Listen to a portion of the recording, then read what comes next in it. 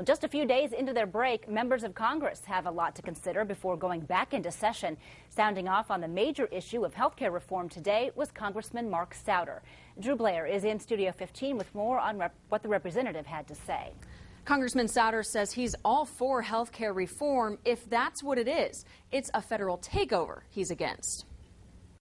Something that the hospitals are against, something that the doctors are against, something that the insurance companies are against, something that the orthopedic companies are against, something that the business community is against.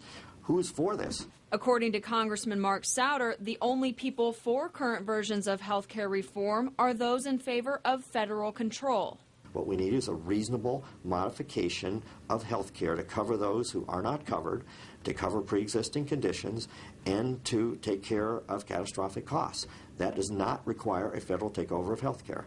There are three issues within health care that Souder says most concern him. Those are government spending, reducing competition in the medical field, and a lack of flexibility within current proposals.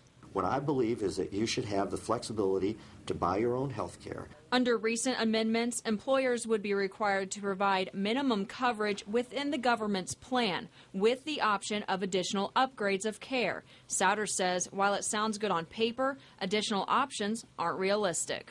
The businessmen are not going to keep private options. They're going to take the government plan option because it offers a fixed cost. One of the principles behind health care reform is reducing medical profit in the private sector.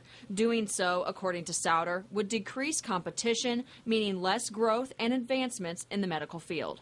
Once the government takes over, we'll have one size fits all, not be able to deal with emerging diseases, not be able to deal with emerging challenges. Drew Blair, News Channel 15.